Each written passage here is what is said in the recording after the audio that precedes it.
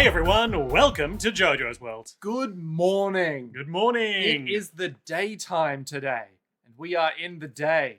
It is. We're ready to record the podcast. We're going to have a great time. 2 great eps. I got a heart out, so there may be an abrupt ending, but we'll see how we go. Hey, what time is that hard out? It's an hour and... 10 minutes away? No. An hour and 45 minutes away. That's a good hard stop. Yep. We're going to have a 20-minute episode this week. Well, after editing. Yeah. Before editing, several hours. Mm-hmm. After editing, maybe like 6 minutes. We're going to stop mid-episode and do the whole endless 8 again. Jesus Christ. No, please, no. I still have scars from that. Yeah. A catch and release attitude is important. Oh, God. Hey, I'm Liam S. Smith, one of your co-hosts. and I'm Nick Ballantyne, the other one of the co-hosts. Good energy in the studio today. It is. I think it might be because... Spring has sprung. And the hay fever is gone. The hay fever is gone. Or the hay fever is here. I've got to go to work on a Saturday, so I'm getting all of my energy out before then. Love it. And Love to see it. Much like every character in this show, I will raise my gun to my head and pull the trigger. Unless someone deceives you. People in this show, Legend of the Galactic Heroes, love to shoot themselves in their head when the battle isn't going their way. Much like Is that like Persona 3? Is that how that works? Interesting. I want to return to that, but I was going to say, I wonder if this is either a deliberate reference or just a cultural echo of like the whole thing with samurai ritualistically killing themselves in response to failure. I think it's more like in wartime, people just like they shoot themselves in the head because they're like, I'm not dealing with what's going to come next. Well, I'm not cleaning this up. Well, I'm pretty sure there's multiple instances of, high-ranking military commanders who are like, yeah, I'd rather die than lose, so I guess I die. Mm-hmm. By my own hand. That means I win. Exactly. Because only Hitler could kill Hitler. Exactly. Well, I mean, yeah, that's the best example, right? It's like, Hitler literally was like, well, I'm not fucking dying without dying. Yeah, I think those were his famously recorded last words. Sir, what are you going to do? Well, I ain't dying without dying. In Australian accented English. Oh, mate, tell you what, fuck that, I'm fucking going. Wait, I thought you were from Austria. Yeah, I am, but fucking good on you. I'm from Western Austria, Perth. No, it's me, Hitler. Mr. Adolf? Oh, that's just Hitler to you. Okay. Hang on. What? It's just my formal last name to you. Yeah, exactly. Are we going to get cancelled, Liam? Is that still a thing? No one's paying attention to us. Oh, excellent. Great. We've got 5 views and all 5 of them are like, how are these guys still alive? They don't even know Hitler's last name. Jenkins. I'm just putting my phone on Do Not Disturb because the WhatsApp chat for the work event that I have to go to is blowing up and I don't want that to pick up on audio. Mm-hmm. And I don't know why I'm bothering to explain this because I'm going to cut it. But listen, if the listener wanted to know that you worked for a living, because we're not primarily podcasters, as everyone knows. Listener, I don't know how to put my phone on Do Not Disturb. Liam, is there not a Do Not Disturb button on your phone? Not that I've ever used. Can you just use fucking flight mode? Yep. Okay, there you go. I know how to do that. Okay, great. So now you're disconnected from the web. But I need that later to look up the next episode titles. Then turn it off when you need to look up the next episode. Well, why don't you do it now? Why have we not played? Okay, so I have to explain the absolute pride that you had where you're like, Nick, I'm ready. I've planned everything out, all right? I've got this set up already because we have a hard out at fucking this afternoon. And I was like, oh, okay. So he's already downloaded the episodes. He's already set up the mic stand and everything. And we've already got all the stuff going, ready to go for the episode. This is going to be great. And then literally everything went wrong when it was like, oh, these are the wrong episodes. We need to re-download them. Your phone kept freezing lagging. up. And we were like, hang on, we got to stop this to fix the phone. We're like, okay, good. This was half set up, the setup for the mic. Well, you arrived when I was setting that up. I'm not going to take the blame for that. I did what I could. That's fair. I'll cop to the rest. Oh, yeah. It was so funny. It was like, so we're still setting up, are we? And now we're like, oh yeah, we haven't looked up anything. We're like, well, that's the same. We haven't looked up anything since part 5 of JoJo's Bizarre Adventure. I mean, if we ever need to look anything up, we'll be like, it's probably this. I think back to how I used to watch every episode in advance of watching it with you as well. And you were so... Well, no, but that was because that was part 4. No, this was like part 1, 2. But we were still like, oh, life's great. I would watch every episode and take my notes of it the night before you came over, then watch it with you vanilla style. Yeah. That was before life became the hellhole we know today. With Trump, COVID, Trunicked, the Lowengram dynasty, which hasn't been cemented yet, but maybe it'll be cemented. Nick, Legend of Galactic Heroes, episodes 23 and 24, the 4th last and 3rd last episodes of this season. Good apps. Yeah. Pivotal, I would say. They wrapped up the 2 civil wars, both quite neatly. Both aptly. I would say these 2 episodes were very different levels of energy, though. Like, there were climactic battles and things like that in the Empire episode, and then the Free Planets Alliance episode was Yang just kind of driving into orbit around Highness, and was like, well, we've won. Yeah, I just love that by getting here, we've won. I just love everyone was like, don't worry, we've still got this thing to protect us. And Yang's like, no, that's not really a big issue. No, I solved that ages ago. Also, it was the Artemis necklace, which you may remember from the Space Remorium episode that Kira Kai's destroyed with Zephyr particles. And Yang was like, yeah, that's a solved problem. That's already been dismantled within the fiction, so there's not a lot of dramatic tension in struggling with that again. Holdo maneuver it. Bingo bango. Bam, done. Why is it called the Holdo? Is it because Holdo was the person that did it? Admiral Holdo, played by Laura Dern, that drove a spaceship into a bigger spaceship. Yeah. Which apparently had never been done before. Like, in the fiction. Yeah, which has never happened before. I'm fine with that. But the thing is, hyperspace... I don't give a shit. The hyperspace doesn't work that way. Yeah, it does. No, it doesn't. You gotta enter it. Yeah, you enter hyperspace, which is a different... I feel like we had this argument when the movie came out, and I was sick of it then. Yeah. But, like, even in Solo, it's like, we're going into hyperspace, and then they go into hyperspace. And you see hyperspace is not... Yeah, but you still have mass and interact with the physical world. No, you That's don't. why in the first movie, yeah, Han Solo's like, hey, you do an uncalculated hyperspace jump, you're going to plunge yourself into the depths of a star. Yeah, because you wind up coming out into a star. Nope. Oh, That's why there's roots. Love roots. Hyperspace lanes. Love lanes. Love lanes. Oh, man. I should play, like, more 4X games. Like Stellaris? Yeah. Where you make your luxury space communists. And yeah. I've heard, so I don't really know much about the way those games work, but I did happen to read in a post this past week that there is one Stellaris civilization type you can make, which is all about mostly being on one planet and then just building a really big tower on that planet that all your people live in. Yeah. You just turtle up. You have a great time. It's like, who's the guy in... It's like Gandhi in Civ, where Gandhi's whole play is, I don't expand, I just sit. But everyone's really happy. Unless it's NPC Gandhi, in which case it's, I'm going to nuke you. Yes, exactly. And it's a great time. We love to see it. Okay, speaking of nukes, actually, that's a good segue. That's a better segue than the bullshit I was going to say. You're going to be like, Speaking of Gandhi, Yang Wen Li is kind of like the Gandhi of the Legend of Galactic Heroes mythos. But that's the wrong episode. So the first episode is entitled... I need to be off airplane mode to double check these things as I go. For the smooth JoJo's World experience we're used to. Listen, listener. If you know one thing... That's the title of your role, and it's what you should be doing. Listener, listen. Listen up, you fucking savages. Although we have been getting some pretty good messages from people being like, dude, Legend of Galactic Heroes does slap. Why haven't you been sharing any of these messages with me? I thought no one was listening anymore. I got like 3.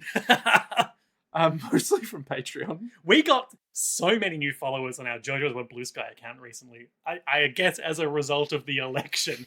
But who are the people who are coming over, joining Blue Sky and being like, definitely going to follow this podcast account that hasn't been posted in like 6 months? I mean, we could post something. Thank you. We could post something that's like, hey guys, cheers for the follows. Why are you doing this? I pretty much did that. Oh, okay, great. What was I saying about Legend of Galactic Heroes? Yeah, we love our listeners, but you need to, like, listen, okay? Like, we're here we're doing the hard yards of watching these episodes. Yeah, of we're doing the anime. hard bards of watching these animes. Exactly. We're taking time out of our busy lives to watch anime in our free time. Where we could be rewatching Revolutionary Girl Utena. And this is what we do for you. Watching, going through the hard slog of watching one of the best animated shows I've ever seen. The fuck is wrong with us, you know? We could be doing anything with our lives. We could be doing push-ups. We could be doing, I was about to say, we could be doing other people. But that's not quite... Yeah, I think we should do other people. Yeah, so Legend of Galactic Heroes, everyone fucking loves it. Yeah. And they apparently have already seen it. And I'm like, how many people have already seen the show? I thought it was very little known. I mean, I think in the modern world it's a bit of a sleeper hit, but it's very well regarded. Yeah. I thought it would be that's how it came onto our radar. Yeah, true. But I would have And they did a remake of it, I don't know, 6 years ago or something. Oh, so maybe you got extra people from that. Yeah. Okay. Okay, this all makes sense to me now. It's all clicking together. The Fall of Golden Bomb is the name of the first episode. Mm-hmm. And as we open, if you may recall... it was the wrong app. So then we... Shut up! And then it was the wrong app again. Wait, was it? Yeah. Oh, yeah. Man, we're having a great day. It's a good day. What's his name? Wario.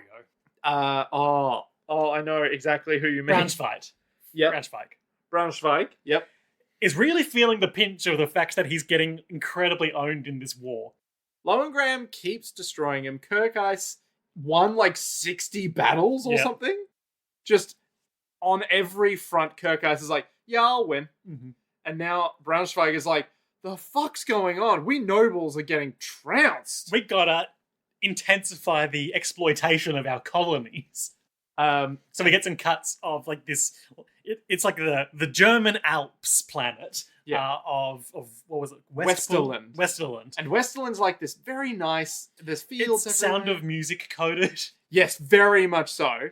And they don't like what Braunschweig's oppression. And this is part of his ancestral territories. Like he's always been the Westerland owner, the Duke of Westerland or whatever he is. This is his land. Yeah. They pay homage to him. So he's like sending my shitty nephew Baron Scheidt down there. Baron Scheidt. Scheidt. Scheidt. Wait, where is that? The prince's nephew, oh wow, it really is Scheidt. Yeah, so he sends Scheidt down there to go exploit them more and take more resources to fund the war effort. And much like the inverse of that episode that we spent time with, where the farmers rose up against the FPA occupying imperial territories, and also a mirror of last episode where riots broke out on planet Heinessen, the Westerlandians revolt. They drive the Empire forces off their planet and kill Scheidt in the process. Are we sure it's not shit? We don't care. Shit. So Braunschweig is pretty enraged by this, and what does he do, Nick? So he goes on an absolute tirade, being like, how dare those absolute commoners... in my territory. They revolt against us, nobles of high lineage, of high power, and of high intelligence. You know what? We're so smart. You know fucking what? For that, nuke them all.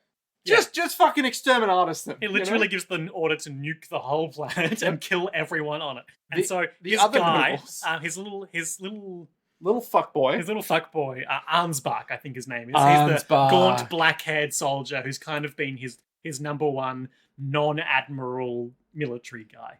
Okay, so this is Arnsbach, who's like, sir, surely we couldn't nuke the planet. Using thermonuclear weapons on a planet has been taboo since the time of the 13-day war that nearly exterminated the human race. I need to ask if this is just a Dune reference, because in that, I'm pretty sure you're not allowed to nuclear weapons unless you're like a big major house or something, I think. I don't see why it has to be a Dune reference. Or maybe it... I guess they never invented nukes in Star Wars. I mean, they invented the Death Star, which is kind of like a lasers. step up. It's like one step up from a nuke. Yeah. So... So I guess they never invented them.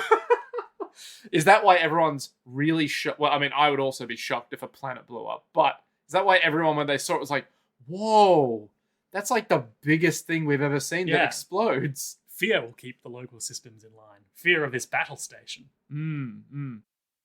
You know the second Death Star? Yeah.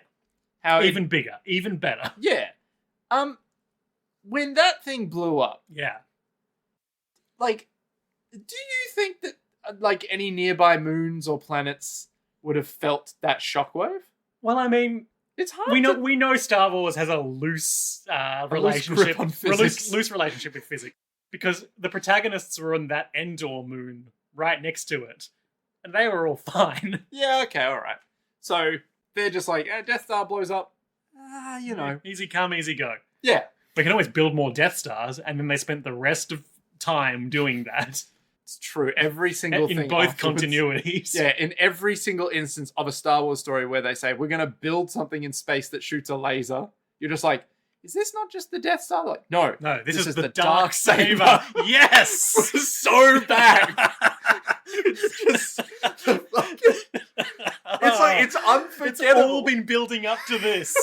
8 years of podcasting. Listen, if there's one thing to describe the Darksaber, It's a shitty Death Star. I was going to say it's macaroni. Because it's very just al this long... dente. Oh, fuck, it's so good. It's so good. So Ansbach is like, hey, it's pretty hardcore to kill everyone on the planet. Why don't we just punish the ringleaders? We're never going to get better than that. Yeah, so he's like, just fucking nuke But him. Ansbach is like, nah, yeah, fucking nuke him. Ansbach walks outside and is like, what does he say? I'll quote him. The Goldenborn dynasty is gone. Yeah. How can it stand when it cuts off its own limbs? And then he walks away to reveal that some little shit boy was hiding behind a pillar and just walks inside and tells on him. Yeah. What? Ansbach said that? Take him to the brig. Arrest him until we have a use for him. Yeah. Flagel wants him put to death. That little shit. Also, while he's like, this is what he said, Flagel is just in the back grinning, being like, oh, did he say that? The little tattletale guy is named Jacob Hauptmann. Don't know if he'll ever be... Hauptmann? Yep. Hauptmann. That's Oh what the God. subtitle... Well, the, not the subtitles, the title card? yeah, informs us. So I assume he'll probably be relevant in the future. I mean, that's never happened before. So Ansbach is arrested. Merkatz requests an audience with Braunschweig. Merkatz being his senior admiral. And Braunschweig is like, no, I don't want to talk to him about that. Bye. I'll get the quote. Merkatz. Because He wants to speak to you about Westerland, the place he nuked. Yeah. I won't see him. I'm too upset. Yeah, I think Merkatz was like, I want to talk to him because he's clearly making really because rash he's clearly decisions gone and- insane. Yeah, and it's like, I've fought for the Goldenborn dynasty for 40 years. Like, don't be an asshole, Oh, alright? yeah, he goes into that later, but basically, Yeah. his whole thing, we remember that he only really joined their side because they obliquely threatened his daughter. But, you know, he's locked in now. He's fought for the Golden Bomb dynasty for 40 years, so, you know, he can't really betray them for Reinhardt because that would be sacrificing his whole career. He lived here, he'll die here. Yeah. You know? Until he doesn't in the end of the episode. But we'll Yeah. get to that. On Reinhardt's flagship, Mhm. who of course we don't know the name of or remember it, but it's the White Ship and it's referred to as such. It's referred to as the brightest ship in the fleet. You made that up. The goldenest ship in We the know fleet. that Siegfried's red ship is called the Barbarossa. The Barbarossa. What a beautiful name for a ship. He won 60 fights. Yeah. Just out of nowhere. Well, I mean, the fights that he's up to at least 63-ish after the last episode. He's winning those fights, Yeah. man. He's a genius at strategy and tactics. Kirkis. Kirkis. I think we've been mangling some pronunciations, but who gives a shit? Because Exactly. there have also been. I also noticed this episode, assuming it's been consistent, they've been saying Oberstein this whole time. Yeah. But Oberstein is like... Yeah, like Einstein. Yeah, it's so much more Sinister. Yeah, and so much more snake-like. Much like his moustache. Which he doesn't have. Much like his You're cool, thinking of clear... Player 2 Oberstein, the guy who never says anything or does anything, but this episode Oh, spoke. yeah. And his voice was really He's got a deep. deep moustache. Big moustache. Yeah. A deep moustache. Deep moustache. Ironically, his pencil thing moustache, Deep. deeper than the blackest Goes hole. all the way through. Yeah. Anyway. So Oberstein is recounting these events via his spies, gleaned via his spies, to Reinhardt, being like, it's all falling apart in there. They're going to nuke Westerland. Reinhardt's like, well, we've got to dispatch a fleet to Westerland at once to protect it from attack. Oh, absolutely, my lord. Have we also considered What if we recording the didn't? affair What if and we letting them didn't dispatch the die? fleet, let them all die, recorded it, use that for propaganda? And Lowengram is like, what the fuck is wrong with you? So- That's millions of people. Yeah. But isn't it more practical? Because what about the billions of people who will suffer if the Civil War is... And in this moment, Oberstein's like looking out in his noble He's speaking way. in a flat voice with those cool, clear cybernetic eyes, making a grim calculus about the value of a human life. And Lowengram is like, this is what I'm fighting against, and you now want me to let them die? And he's conflicted, but he ultimately doesn't dispatch the fleet. I thought he tried to. No, that's the sort of propaganda of it all. Okay. All right. So, yeah, Lowengram is like, I can understand that this is the best logical choice. I think basically he hesitates. Oberstein doesn't hesitate and sends a probe to record it. And in the time where Reinhardt is hesitating, it all goes down. Yeah. So Lowengram is like, do I send the fleet? Do I not send the fleet? And the next day, in fact, overnight on Westerland, the Westerlandians are like, wow, sure was great how we killed Mr. Shite. What do you think Lowengram's going to be like? Yeah, I hear he's the hero of the people. We should throw in our lot with him. I hope that he hugs us. He's so handsome. Oh, look! A thermonuclear missile! Hope that doesn't... Oh, no. And they all get glassed, Halo style. Yeah, so literally it's like a good minute and a half of just explosions and people's bodies getting, singed. Vaporized. Yeah. And it's not a fun sight. No. So... And Oberstein's probe was there to record the whole thing. So on the grass. Yeah. They send that out all across the galaxy to be like, look what the nobles will do to you if you disobey them. Why that Reinhardt is much more of a worthy leader. Yeah. So everyone on Reinhardt's ship is getting this broadcast, and they all look sickened by the actions of that, like the despicable Braunschweig to nuke a planet of perfectly innocent people that all they wanted to do was to kill Shite. And eventually Lowengram comes out of his quarters, sees the thing on the screen, is like, hang on a second, I never said to send the probe. Yes, I took the liberty of doing it without your permission, my lord. Oberstein, you bastard! And Reinhardt is like, Kirkheis, will you understand these dark decisions I've had to make? And Kirkheis doesn't, because he is secondhand about what's going on. Yeah, later on. Yeah. But, he can't understand. How could anyone understand in his position? Yeah. So the main outcome is, as Reinhardt and Oberstein planned, people are like, those nobles, we can't trust them, blah, blah, blah. And we see throughout the remainder of the brief conflict, people in the noble forces turning on them, mutinies. Big schism forming. But the secondary outcome is the rumours that people are like, I hear that Reinhardt could have sent a fleet to save them, but he didn't, so he could get the footage for propaganda. Oh my god. Why would he do that? Why would he do that? What a horrible thing to do. I can even lift this rock. We've touched on it. So later on, some guy returns to Reinhardt's ship and is like, Reinhardt's like, well done pacifying that quadrant and returning it to civilian control. You'll make admiral for this. And the guy's like, yes, but I've heard these bad rumors about Marquis Lowengram. And he's like, well, that's horrible to hear. I trust Marquis Lowengram, but I will speak to him about that personally next time I see him. And then Kirkheis spends a long time looking in the mirror being like, Kirkheis, what will you do if Marquis Lowengram is not the man you thought he was? And like he becomes superimposed against the stars. Will you follow him even down that dark path, Kirkheis? He says to himself. Oh, Kirkheis. He's having that whole thing where, because this is a Star Wars episode now, where Rey goes into the dark room on the dark Luke room. training planet and encounters Dark Rey. And Dark Rey's all like, do you even know who you are? And she's all like, who am I? And she's like, you don't know, do you? It's like, I don't know.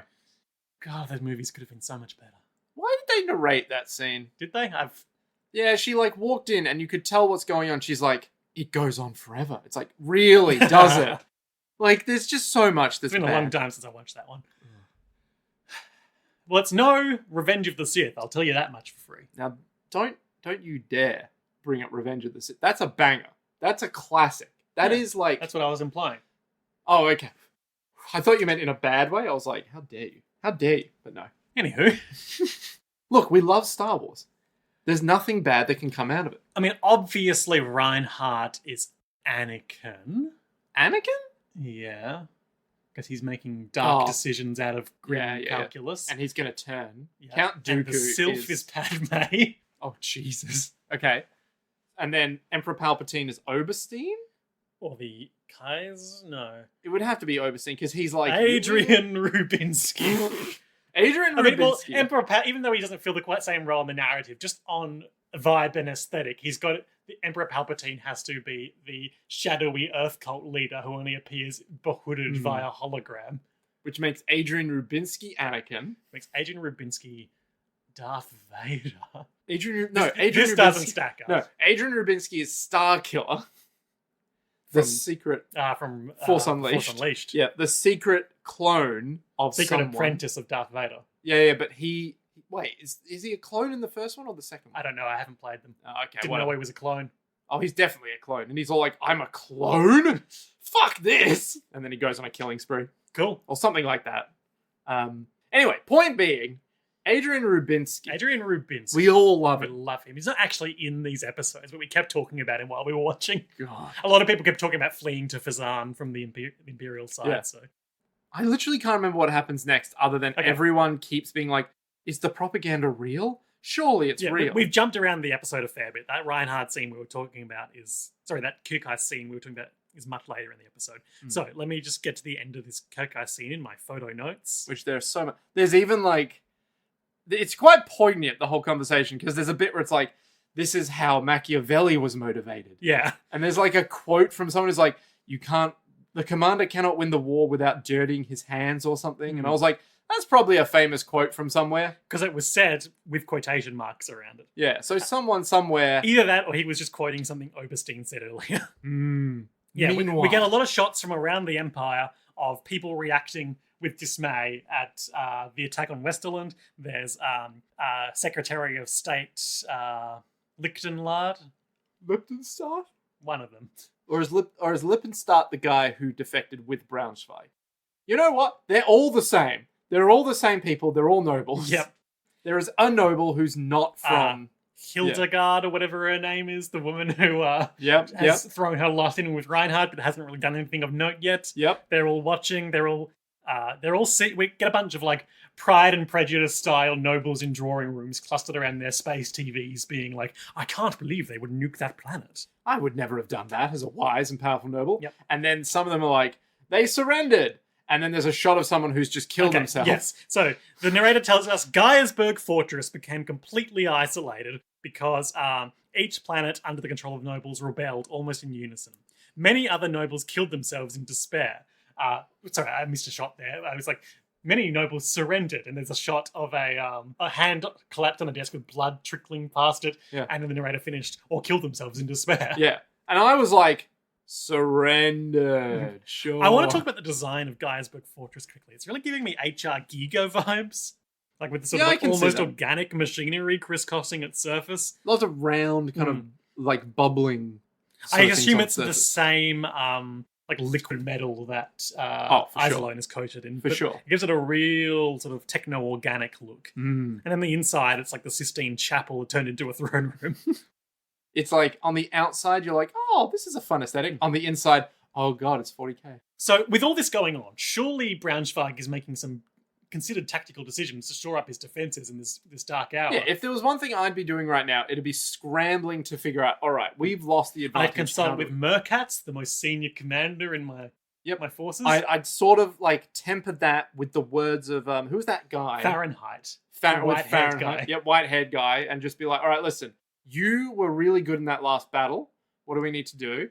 And just really try to like figure out what my next steps are. That would be what I would do. He's throwing a big party and a bunch of people are laughing and drinking. Because they're like, listen, we're doing great, right? We're doing great. And about half the nobles are like, Hey, what if we killed him and gave his head to Reinhardt? Would that get us out of this? Or maybe we should flee to Fazan. Flee to Fazan? Become farmers. Well, it's better than this, that's for sure. I mean, look at Braunschweig. He's just laughing on his throne. Why are they laughing? They're just having a party. Actually, I'll find the quote of what they're laughing about. Because it was something like, oh yes, we did so well in that last battle that they cowered in fear. Once long ago, when a king defeated a sworn enemy, they say he celebrated by making cups of their skulls. That's just what we'll do to that brat. So they're just planning for their inevitable victory while losing the battle. Yeah, while losing actively at this moment. It's like, And then fucking Flagel walks into the center of the group and is like, if we can take his head, all will be well. And then I think he suggests, why don't we just go kill him right now? Yeah, let's get all of our remaining forces, charge out of our incredibly safe fortress, and go win the war. And they're all like, yes! To which half the nobles are like, we're fleeing to Fazan. Yeah. We're fleeing. Book me a ticket to Fazan now, please.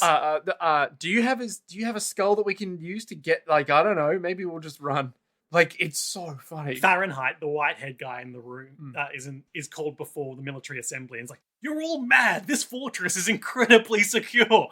They have the numbers. They've got superior commanders. What the fuck are you thinking? And it's arranged so that they've all switched into their military uniforms rather than the party outfits they were in the prior scene. It's Braunschweig on his throne, Flagel and other nobles standing before the steps in front of him, facing out to the rest of the room. Mm-hmm. Fahrenheit and two other military men are standing opposite them, calling them mad, positioning them opposite to him, and then standing at a right angle to everyone else, saying, symbolically positioning him between them, is Merkatz, who is both understanding and hateful of Braunschweig, but also going to do what he says. Exactly.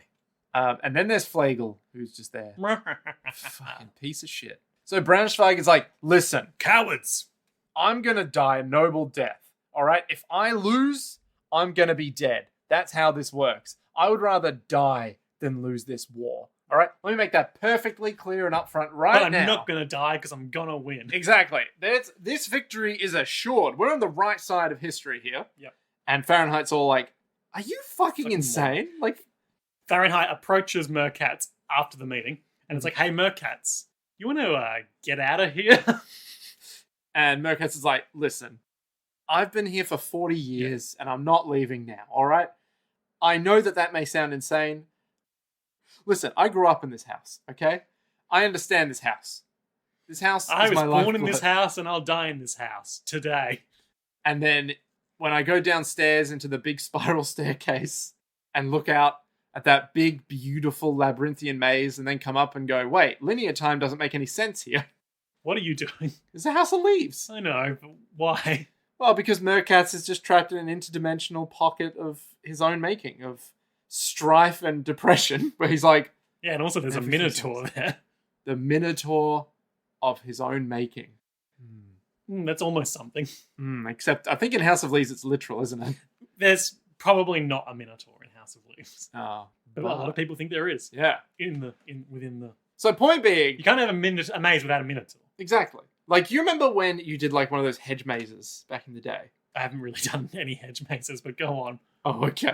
Well, I remember... Back in the day. Back when we had hedges. Yeah, now exactly. we can't because of global warming. Yeah, global warming, wokeness. Gentrification, and globalization have removed hedge mazes from all cultures. Yeah, now we only have hedge funds. Yeah, exactly. I did a hedge maze, I think in New Zealand of all places. And I remember I lost my teddy bear because I was quite young. And so he became the Minotaur, and we were like, seek him out. Did you find him? Yeah, of course I found him. Great. I'm not leaving my teddy bear behind, thank you very much. Hedge maze of all places. Exactly. So, Merkatz says to Fahrenheit, so I'm going to go out there and probably die, but you're young. You've got your whole career ahead of you. Get out of here. And he's all like... Don't have to tell me twice. All right, I'm gone. So Fahrenheit's out. We see of him this episode. Yep.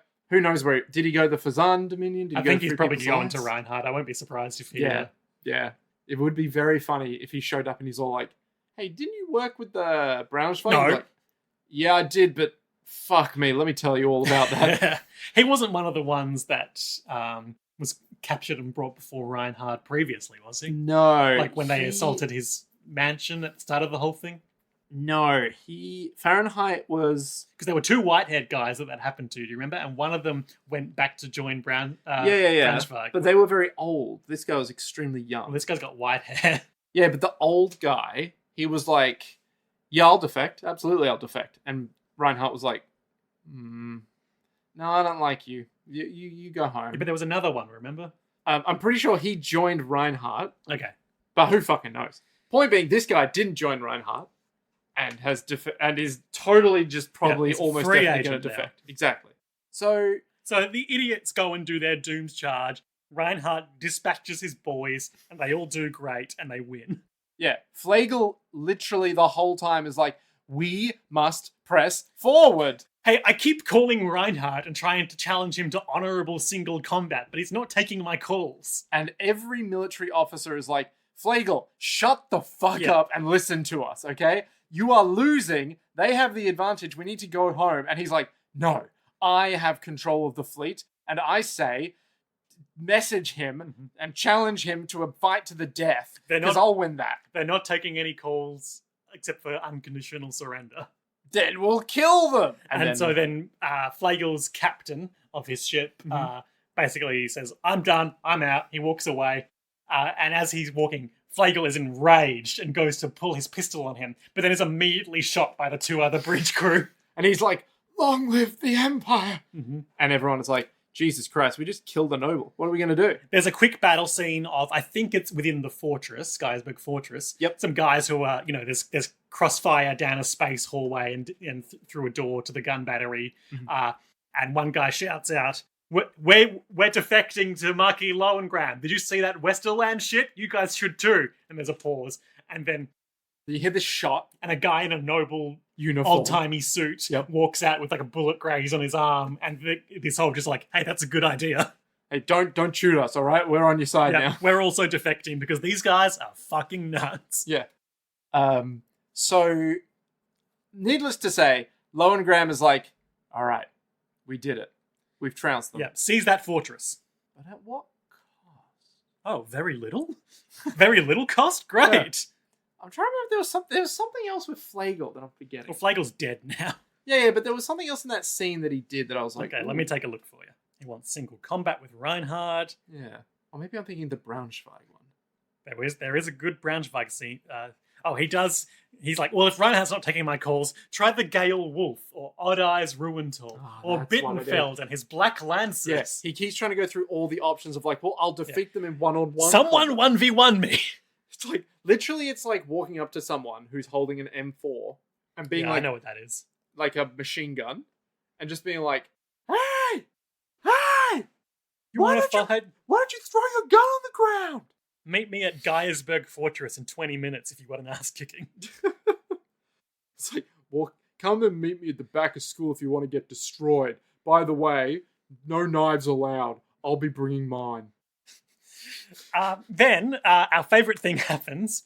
Merkatz is alone in his office with the lights off. And he slowly raises his laser gun to his forehead.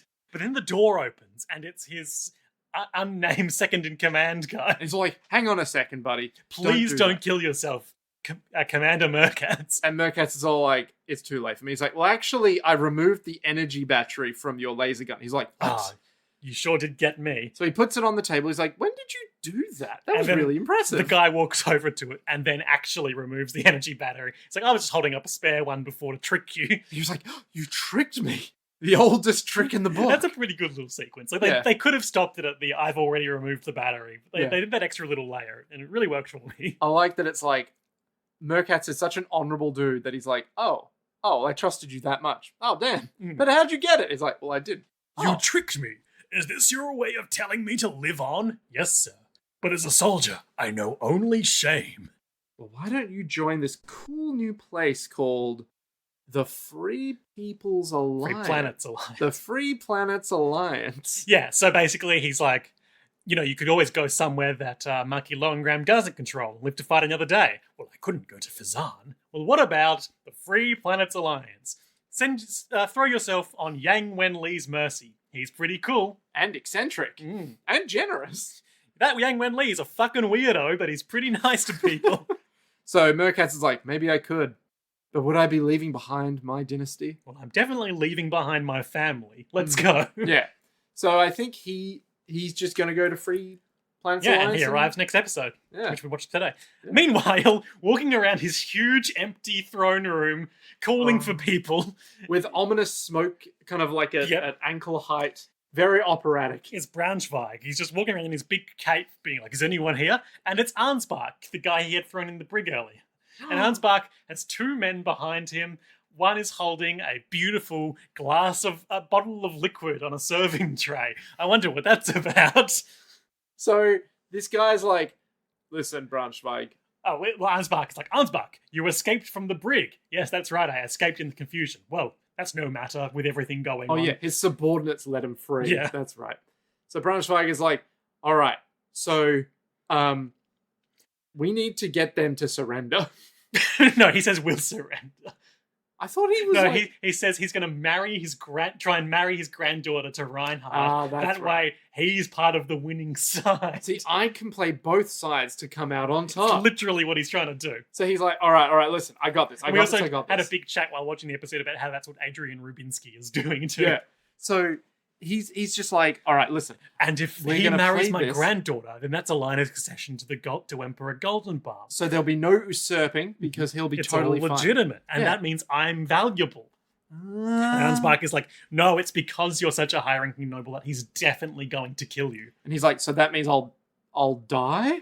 It's like, yeah, absolutely. It's like, well, Sorry, just correction. It was his daughter, not his granddaughter.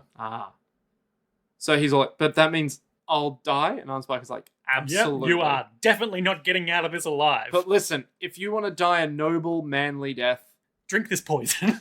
and Braunschweig Drink is the like, poison, quiz boy. come on, just drink the Braunschweig is just like, well, I mean, listen, like, I don't have to drink the poison. Like, I could do anything I want, right? Like, I could just, go anywhere, maybe defect. And Arnsbach is like, hold him. And the two boys grab him. And Braunschweig and me is like, I don't want to die. First, he is like, "You know what? I will take an honorable death." And they pour the glass of poison from the big bottle of poison. Yeah, and he's like, well, actually, I And then- prepared this earlier. And then when he's staring at it, he's like, "Well, maybe what if I gave you all of my fortune? Then could you promise to get me out of here alive?" Hold him down. Yep. And then they force him to drink the poison so Yep. that he has a manly death. And it's very similar to when they forced that countess who wanted to kill Oh, yeah. the Yeah. sylph Yeah. to drink the poison. Have a noble death, why don't you? They did talk Drink about. all the poison you want, Braunschweig. Oh, he also said Ansbach swears to, quote, "send Marquis Lowengram to hell so that you can wait for him in Valhalla." Ooh. They're really mixing their. Well, Ansbach is still loyal to Braunschweig in the end because he's like, I don't like Lowengram. Yeah, he still swears to The Golden Destroy Dawn dynasty kind of. Lowengram. Yeah. So he's still like, Lowengram's a piece of shit. He's caused all this problem. I'm going to deal with him. Yep.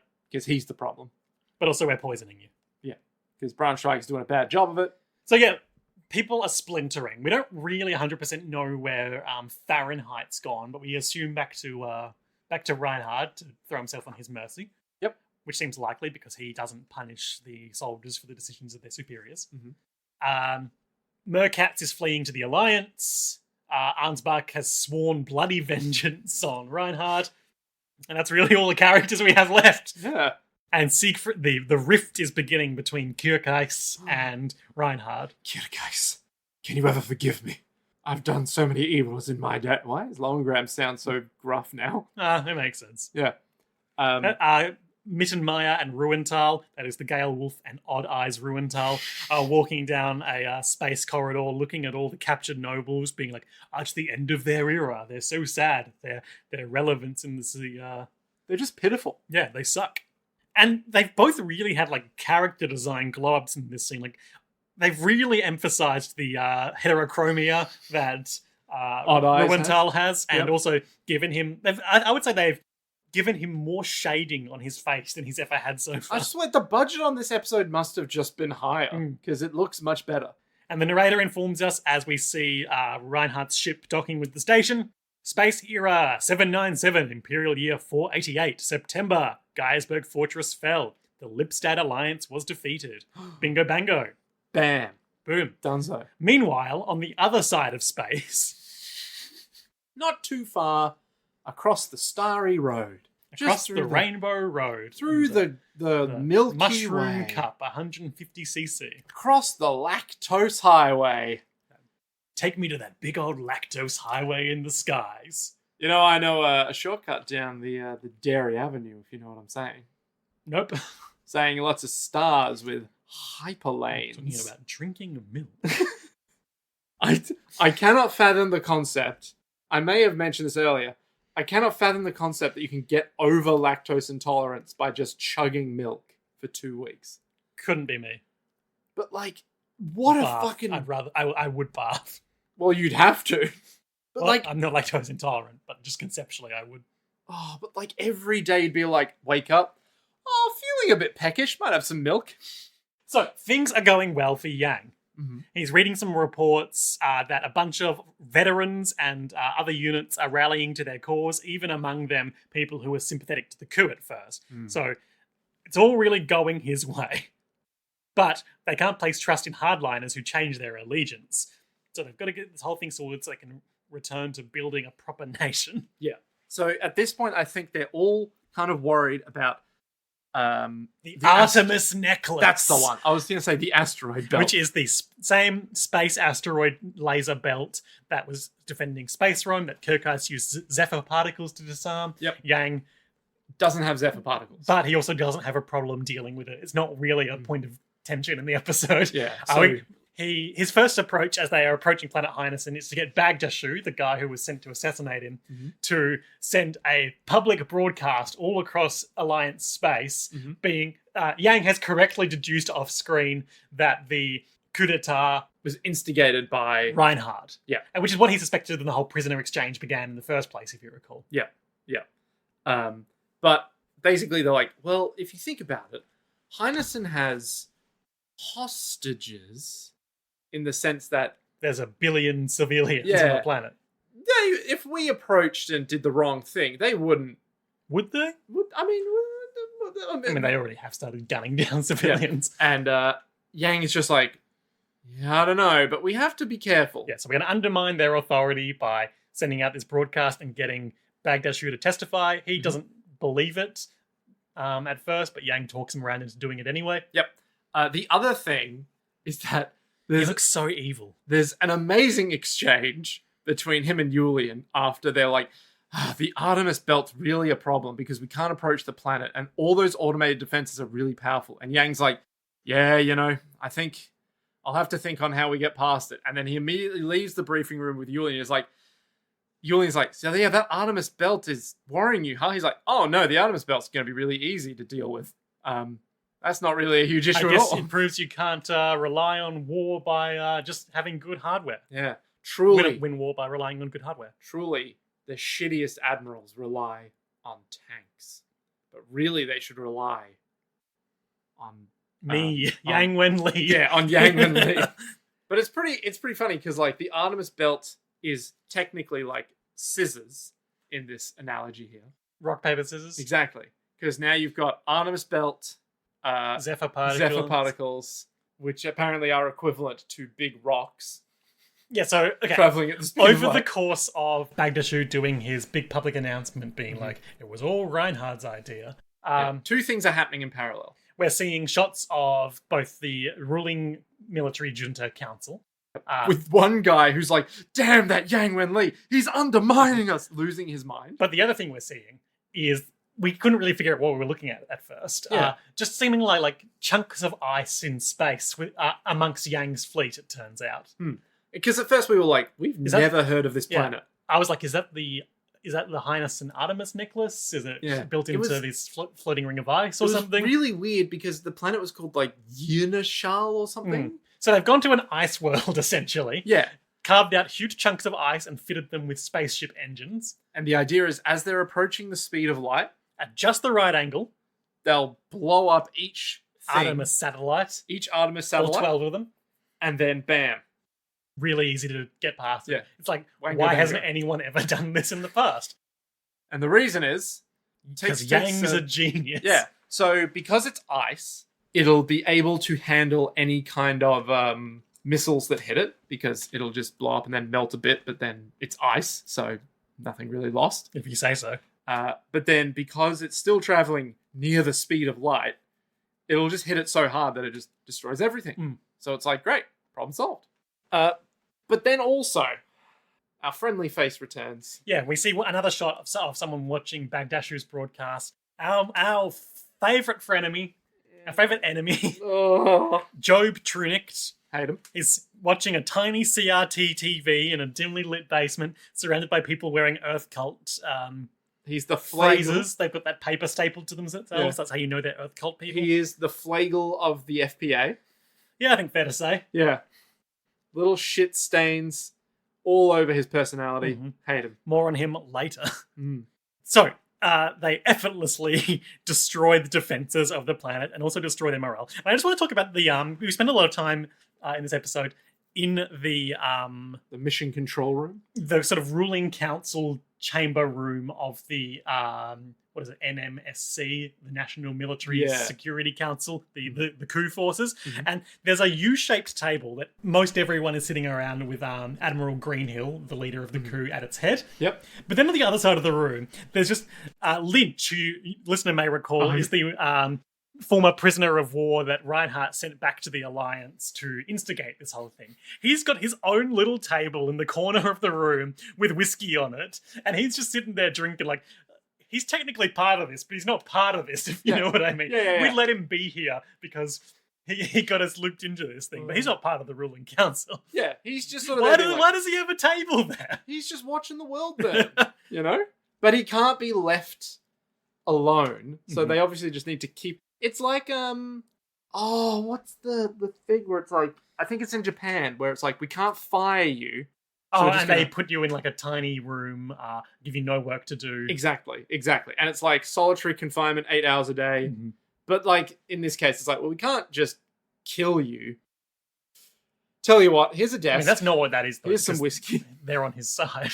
Yeah. But it's like, well, you know, we can't let you go. We can't not let you go. You are part of this council, but we don't grant you the rank of master.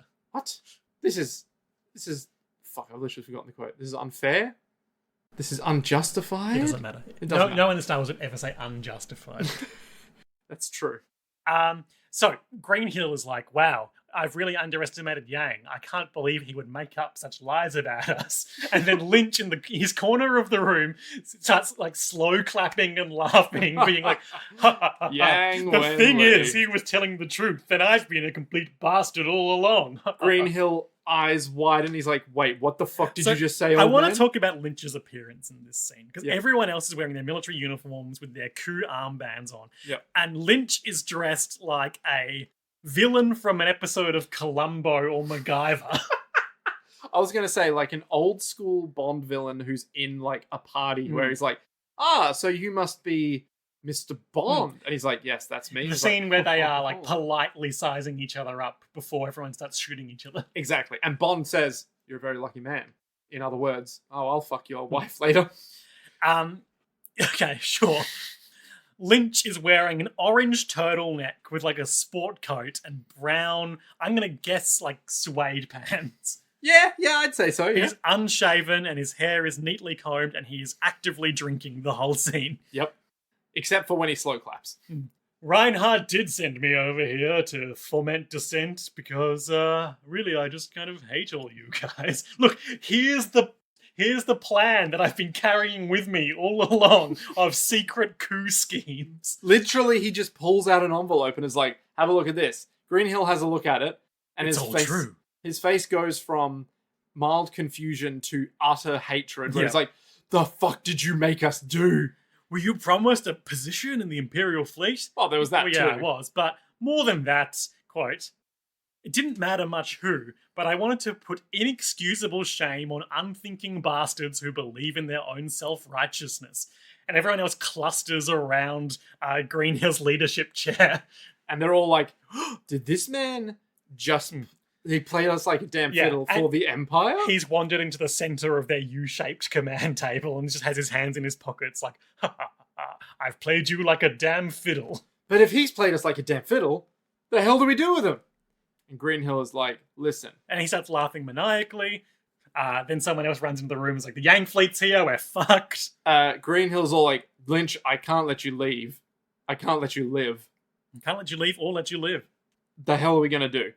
Yang, I think, begins his assault. This is the cutaway to Yang destroying the Highness and the Artemis necklace, which we've covered.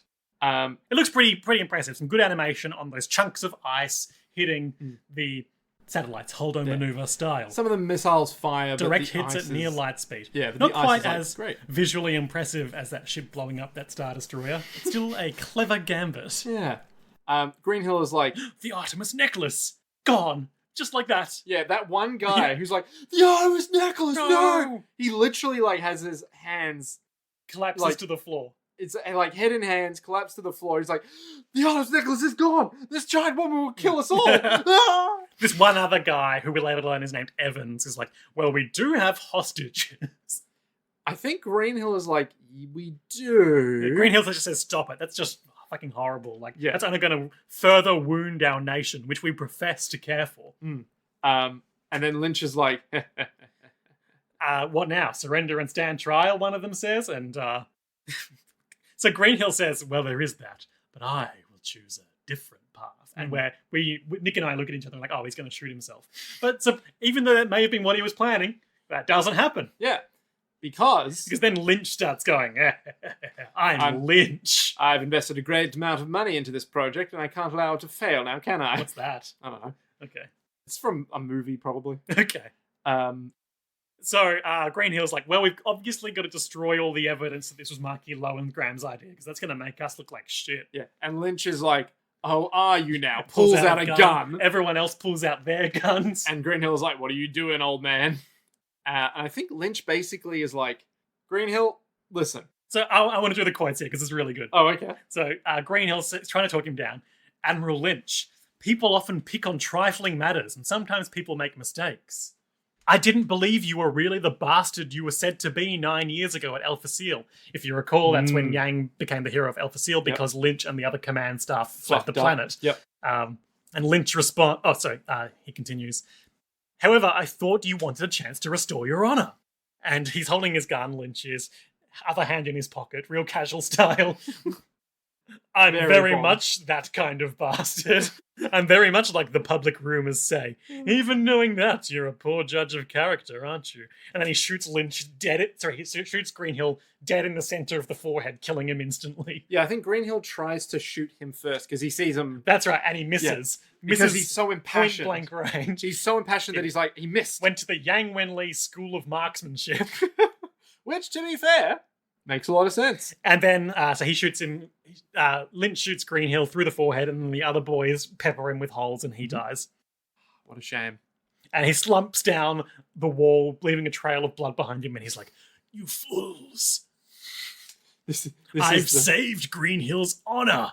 And then he spits out blood and dies. This is basically the what is it, J.C. Denton from Deus Ex, when it's like, I'm leaving, Daddy. There's nothing you can do. J.C. Denton pulls out a sniper rifle, immediately shoots him. He's like, Daddy! It's like, huh.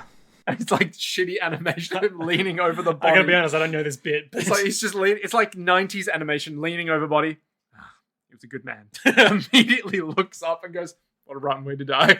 I didn't ask for this. It's so funny. But it's like that, where everyone's like, oh well. He was a good man. What a rotten way to die.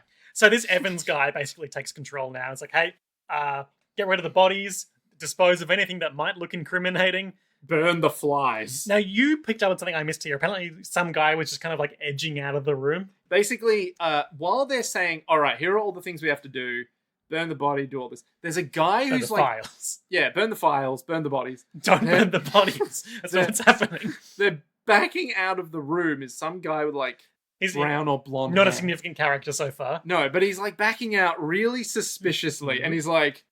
I'm just gonna... someone's got to open the, Yeah. And he's not saying anything. He's not drawing attention to himself, but then he just leaves. And everyone else is like, all right, we got to cover this up. All right, we need to be the good guys here. So then Yang is like, boys, I've destroyed the Artemis belt with some ice. Okay? Yep. There's nothing you can do against me. I'm coming in and I'm freeing my planet. This guy, Evans, calls Yang and is like, well, you sure have won. And Admiral Greenhill took his own life. Obviously, his daughter Frederica is distraught at hearing this. Yep. And he's like, you may have won, but we were still right. And we wanted to overthrow the political corruption of the old ways and protect us from the Empire. And Yang's like, yeah, but, you're a horrible despot who suppressed free speech and killed your own population. So doesn't sound great. Go fuck yourself. Yeah. So they have a very brief kind of philosophical discussion about but we knew that what we were doing is right. And Yang's like, no, it wasn't. What the fuck are you talking about? You guys were shit. That's the crux of it, really. Yep. And then he says, Admiral Yang, don't let our deaths be in vain. Take care of the future of our country, our alliance. And presumably they all shoot themselves. But we don't see that. What we do see is Yang go down to the planet. Shenkop takes command of the landing squadron. Yep. Frederica asks for 2 hours to get her head straight because her dad's been killed. And Yang's words of wisdom are, don't let it get to you. Take care of yourself, baby. Yeah, just be chill. We do have a nice sequence where she's obviously crying in bed and she's remembering all the good and bad of her dad. Truly a wise man, but a bad man. Yeah. A good father, but also a fascist autocrat. At the end. So they all go down, they free the populace. All of the coup guys are they've ripped off their armbands and they're throwing them at the landing squad, I guess in resistance. Yeah, in defiance to their previous rulers who were like, you need to join us. But now they're like, oh, it was by the Empire. Well, fuck that. And then a tank runs over them because... Is that what that is? I wasn't really sure how to read the tone on that. Well, I reckon it's they used to work for this military order and now they're like, nah, fuck it. I'm going back to Yang. He's cool. Sure. Yeah.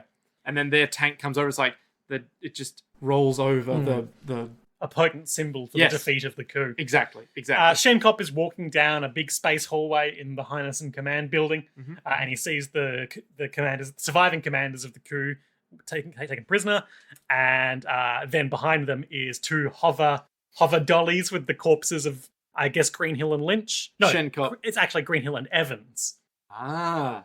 Shenkop just opens up the blanket and is like, autopsy this man. Yeah, have that autopsied. Yeah. What will come of that? A bullet in the head. Why, Greenhill wasn't shot at all. That was only a laser pointer that Lynch was using. This is Lynch! Wait a minute. Yeah, and then everyone's like, and that was that. Yep, Yang and Yulian meet with Bukok, the guy who was taken hostage, and he's like, I was of no help at all. Can I have some whiskey, please? And Yulian's like, sure thing, old man, sure thing. I got to have a lot of naps because I was a political prisoner. And then he's going to get it, and then Trunik's there with Earth Cult people. And he's like, Trunik, come on. The Earth Cult sheltered me and helped me undermine the authority. And after all, I am the legitimate ruler of our alliance right now. And everyone groans. And he's talking with, in the next scene, he's talking with reporters being like, I sent my captain to infiltrate the coup forces and keep me abreast of their movements. But then Yang walks in and all the reporters immediately turn their attention to Yang. But then Trunik muscles over and forcibly shakes his hand. And it's an incredible politician and person who served the Empire photo, the Alliance photo, where Trunik is doing his big politician grin and Yang just looks so unhappy to be there. So good. So then the end of the episode is just, I think everyone's sort of reflecting on so we do cut from that political handshake photo immediately to Yang washing his hands incredibly hard. He's like, why do I always get paired up with Trunik? Why me with that bastard Trunik of all people? To preserve that scoundrel's power, I had to fight Admiral Greenhill, who was like my own father. Yulian then comes in and is like, you need to see this. It's like, what could War be so truly exciting? makes monsters of us all, doesn't it, Nick? It does. Yeah, Yulian comes in and is like, hey, Admiral Merkatz from the last episode is here. And he's like, Merkatz? Why, I know of Merkatz. Sprints out, and Yulian's all like, oh, that Yang Winley. Merkatz comes to seek refuge. They give it to him. What will happen with that in future? Who knows? Who fucking knows? Jessica's back on board. She's got plenty to do to keep herself busy and not mourning her dead dad. Healthy. Jessica? No, Frederica. Yeah, Frederica Green. Have we been saying Jessica this whole time? No, Jessica is, what's her name that died? Yeah, but this episode, have we been saying Jessica this whole time? I hope not. Apparently Bagdashu, the traitor guy, is just part of the squad now, because he's sitting at Yang's command table being like, I think we should trust Merkatz. And Shenkop's like, oh, Is he more trustworthy than you? That's a bad joke. Shut up. It's like, well, wasn't a joke. Oh. Bagdashu. Can we trust him? Maybe. Probably not. And then other than that, I think they're just like, yep, Yang did it. Yang did it. He's got a lot of paperwork to do.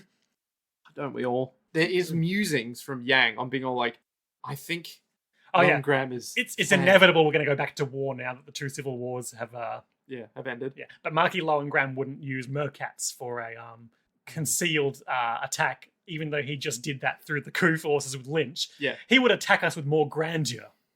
I bet even now he's planning that dreadful victory. Better go back to Isolone Fortress. Mm.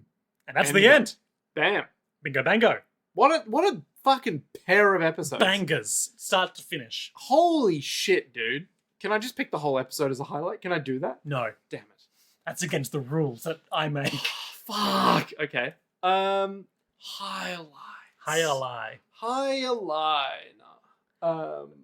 My highlight is that guy that shoots himself in the head.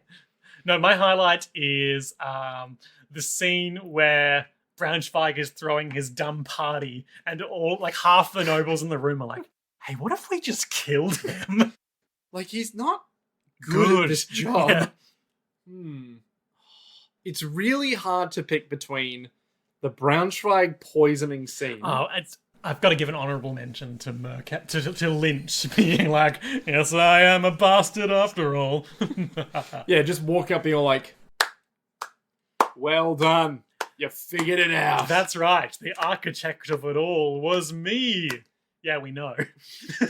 But I was working for the Empire. What? Yeah. It's hard between that and Braunschweig being poisoned. That was good. Oh, I think I need to go Braunschweig being poisoned just because he's so, like, full on, yeah, I will happily die a noble death. And they're like, oh, well, in that case, die. And he's like, do I have to? Yeah, just that vibe is like... Yep, it's all closing in around him. Exactly. The consequences of his decisions, which he's never faced before in his life. Oh, beautiful. Just beautiful. But it's also indicative of the downfall of Lowengram. Because he's had to make some moral sacrifices. Exactly. And it's like, ooh. Lowlights. Oh, it's hard. It's really hard. Good apps. Very good apps. I want to say, maybe my lowlight is just, surely the nobles wouldn't be that stupid. Like, I get that's the point, but Flagle just being like, no, go in and ask them about one-to-one combat. Oh, I loved that. That was amazing. That was my secret third highlight. Oh, okay.